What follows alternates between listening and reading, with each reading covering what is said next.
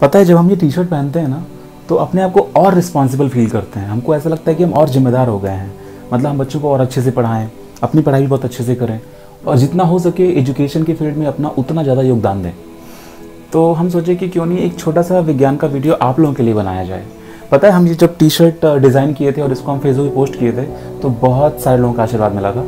तो चलिए आप लोगों के लिए छोटा सा वीडियो बनाते हैं और ये टॉपिक हम ऐसे लेते हैं कि मान लीजिए कि आपके पास 2 ग्लास है, एक ग्लास ये है और एक ग्लास ये है। मान लीजिए इस ग्लास में कोल्ड ड्रिंक भरा हुआ है। कोल्ड ड्रिंक मतलब कोई भी चीज़ जो ठंडी चीज़ भरी हुई है या ठंडा पानी भरा हुआ है, मतलब कोई भी चीज़ है जिसमें बर्फ़ रखी हुई है या ठंडा पानी रखा हुआ है और यहाँ पर कोई गर्म चीज़ रखी हुई है, जैसे चाय मान लीजिए, चाय या कॉफ़ी, कोई भी गर्म चीज़। आप अक्सर देखते होंगे कि ये जो ठंडा ग्लास है इस ग्लास के चारों तरफ ये पानी के कण आके बैठ जाते हैं। और ये कहां से आते हैं तो ये आपको हम बहुत आसान तरीके से समझा देंगे। और यहाँ पे चाय में ऐसा नहीं होता। मतलब आपके पास कोई गर्म ग्लास या गर्म कप रखा हो तो उसके यहाँ पर बाहर में पानी के कण नहीं आते, ठीक है। अब देखिए कोई चीज़ जब आपको अच्छे से समझ में आएगी तो आप उसको दूसरों को भी एक्सप्लेन कर देंगे, बहुत अच्छे से एक्सप्लेन कर देंगे। तो होता क्या है, हम ये वीडियो क्यों बना रहे हैं, क्योंकि छोटी उम्र में जो बच्चे होते हैं ना वो जब कोल्ड ड्रिंक की बॉटल्स देखते हैं तो उसके चारों तरफ वो बबल्स बन जाते हैं। मतलब बबल्स नहीं, वो पानी के जो पार्ट हैं वो आ जाता है, पानी आ जाता है। तो हम लोग फिर हम लोग छोटे तो सोचते थे कि हाँ ठीक है ये पानी आ रहा है तो कहीं मतलब ये कोल्ड ड्रिंक लीक तो नहीं कर रहा है। ऐसा कुछ लोग सोचते होंगे कि यार अंदर का पानी बाहर आ रहा है, ठीक है। तो देखिए होता कैसे है, बहुत ईजी कॉन्सेप्ट है इसको समझने में, बहुत ही ईजी। मान लीजिए कि आपके पास कोई ठोस चीज़ है, ठीक है। ठोस का मतलब होता है कि इंग्लिश में सॉलिड। तो मान लीजिए ये कोई सॉलिड चीज है, एस हम लिख रहे हैं सॉलिड के लिए। अब मान लीजिए ये सॉलिड चीज को आप गर्म करते हैं, इसको आप गर्म कीजिए, ये कोई गैस जला दीजिए यहाँ पे या कोई आग लगा दीजिए, ये गर्म होने लगेगा। इसको गर्म कीजिए तो क्या होगा, कुछ देर बाद ये पूरा का पूरा सॉलिड किस में बदल जाएगा, द्रव में, लिक्विड में बदल जाएगा, ठीक है।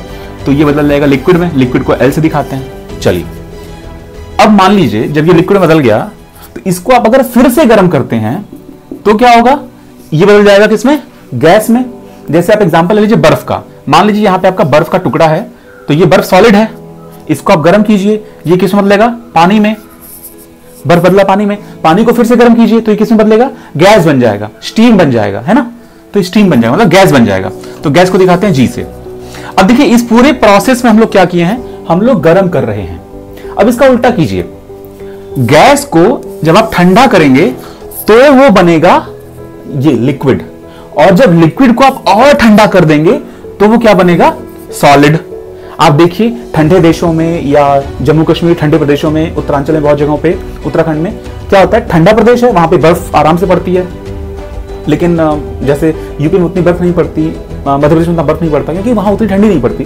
कहने का सीधा मतलब यह है कि जब गैस को ठंडा किया जाता है तो वो बदल जाता है लिक्विड में, और जब लिक्विड को फिर से ठंडा करेंगे तो क्या बन जाएगा, सॉलिड। अब इस बात का इससे और इससे क्या लेना देना है, ठीक है ना। उसका लेना देना यह है कि हमारे आसपास में हर जगह पर पानी के कण मौजूद हैं। मतलब पानी के मॉलिक्यूल या कह सकते हैं पानी के अणु, ज्यादा हिंदी में, वो अवेलेबल होते हैं, उपस्थित होते हैं। मतलब आप ऐसे करेंगे ना तो यहाँ पे पानी के अणु हैं, H2O जिसको कहते हैं, H2O, यहाँ पे H2O हर जगह पे H2O है, लेकिन आप उसको कलेक्ट नहीं कर सकते। जब आप उसको ऐसे जोड़ेंगे, आपस में जोड़ेंगे तो वो पानी नहीं बन जाएगा, क्योंकि पानी बनने के लिए एक खास तापमान में और एक खास दबाव में आपको H2O मॉलिक्यूल्स को, मतलब उनके अणुओं को रखना होगा। आप सारे H2O मॉलिक्यूल्स जुटा लीजिए जादू से या कैसे भी, और उसके बाद उसको आप एक बर्तन में भर दीजिए। अब क्या कीजिए, आप उस बर्तन का जो टेम्परेचर है, मतलब जो तापमान है और जो प्रेशर है अंदर का, उसको आप सेट कर दीजिए एक वैल्यू पर। उसकी वैल्यू साइंस में पता होती है।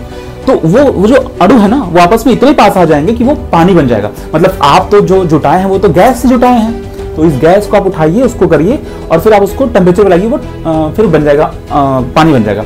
लेकिन मेरा मेन कॉन्सेप्ट यहाँ पे क्या था कि चाय के ग्लास के बाहर वो पानी नहीं दिखता, सिर्फ ये जो कोल्ड ड्रिंक होती है इसके ग्लास के बाहर वो पानी दिखता है।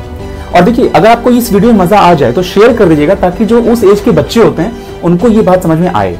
तो देखिए होता क्या है ना कि यहां पर ये जो आस पास में, मतलब जैसे मान लीजिए यहां ग्लास रखी हुई है टेबल पे, इसके आसपास में जो हवा होती है उस हवा में पानी वाले मॉलिक्यूल होते हैं, मतलब H2O उसमें होता है। अब होता क्या है कि ये ग्लास ठंडी है क्योंकि इसके अंदर ठंडी चीज रखी हुई है, तो आसपास की जो गैस है वो जो बिल्कुल सतह पर जो गैस टकराएगी, जो गैस के मॉलिक्यूल आएंगे और टकराएंगे वो ठंडे हो जाएंगे, मतलब उनका ग्रुप ठंडा हो जाएगा।